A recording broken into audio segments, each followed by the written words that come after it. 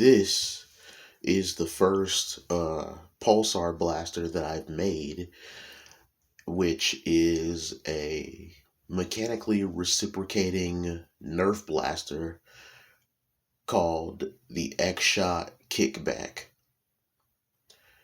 And the first thing I did was I did a bunch of hand grip modification from a Nerf rival knockout, and it didn't take me long to do it. The only I would say the only caveat of doing a shell integration for a blaster like this is that you have to really take your time and map out the parts that are going to get cut, the parts that are going to get bonded, and you have to also watch out for how much epoxy adhesive that's being used. So I did just all that, and it's slightly a bit crooked.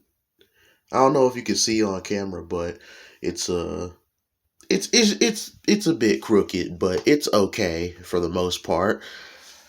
And the original idea for this blaster was, well, it was supposed to be something that it was supposed to be something that I wanted it to be a while ago, but things change and I ended up settling for something that was simple, and it was very effective. And the effectiveness of how this blaster was made, really, it still surprises me to this day, because all I did was just run across the street to a dollar store and bought it for $10 or less. Matter of fact, it wasn't even $10. It was a $5 bargain deal for this blaster, and it was a pretty good purchase, I should say. And on top of that, the Nerf rival knockout wasn't really that hard to obtain, because there was also another bargain dollar store right next to it, and I also got that for about $3. So, matter of fact, I didn't get it for $3. I got it for $1. So, yeah, the idea again for this was to be a wacky sci-fi blaster that I really wanted, and it was kind of inspired by Men in Black and The Fifth Element a little bit, but I didn't really incorporate too much of either one, because there wasn't really much to do with this outside of installing a dollar store soundboard from a Uzi toy, and like I said, it's a mechanically reciprocating off-brand Nerf gun that I bought, and I like the way it feels in my hand when I pick it up. And the only thing that should be rattling is the mechanical internals. There shouldn't be no loose speakers, loose wires touching something. And I made sure that all of my wiring job was consolidated and more cleaned up on the inside, because there was a time when I was just perfectly okay with letting wires be too loose, but that's because I'm just used to testing and being prepared for maintenance duty whenever a blaster or lightsaber need to be worked on. So, all in on, well, all in all, uh, yeah, this is how you turn it on.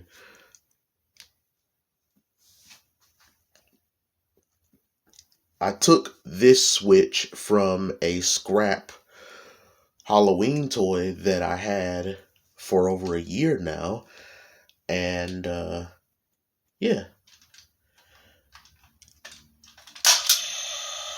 I also put a blue LED in here because the next blaster I will show uses a green LED with orange and another green accent LEDs in the hand grip. So I wanted to do something different for this one because actually this one had a green LED in it once, but due to the lack of alignment, due to the lack of alignment at a time on the inside, it was basically a pair of 234 millimeter LEDs stacked on top of each other, sitting on some cardboard and wrapped with duct tape. And I called that fine for now, but just months ago, I modified this blaster to actually be more consolidated and cleaned up. And I've installed the switch, installed a lithium ion battery that can be recharged. And that was pretty much it.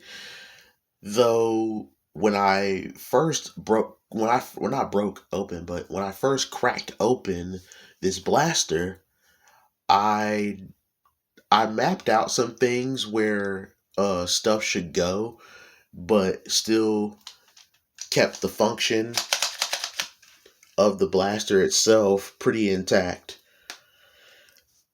And with that being the focus of the functionality for this blaster, I also want to make sure that it was audible enough to be heard.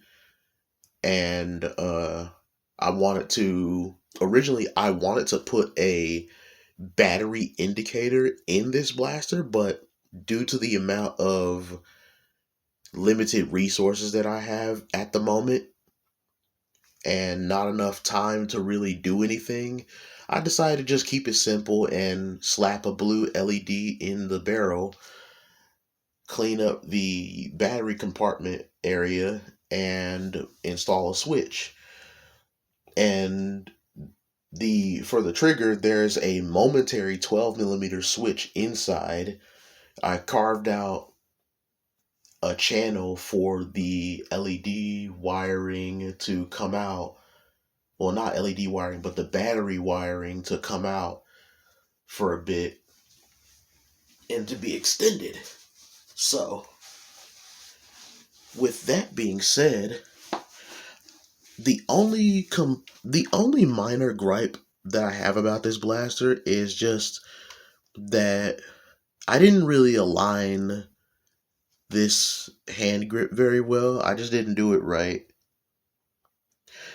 It's not all the way, the alignment of the grip is not perfect, but but it's honestly okay, and I'm perfectly fine with how it turned out.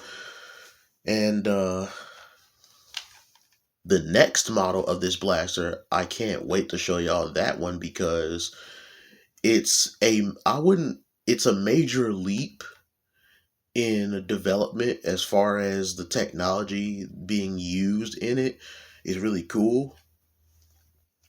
But this one will always be my trusty first custom made sci-fi blaster that I've ever made.